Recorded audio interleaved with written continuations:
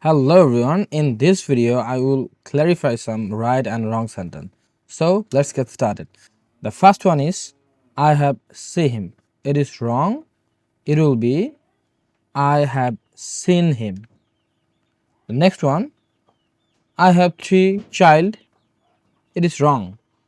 The right sentence is I have three children.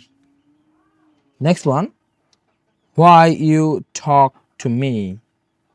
It is also wrong. The right sentence is why do you talk to me? Next, are you like me? Are you like me? It is wrong.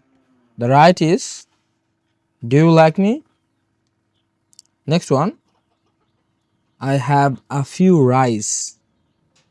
It is wrong. Right is I have a little rice.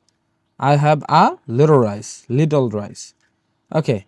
The next one, I have a little friends.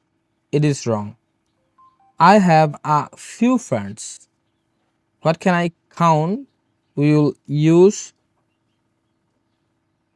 few, and which one I cannot count, we will use little.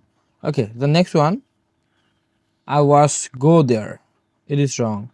I was going there.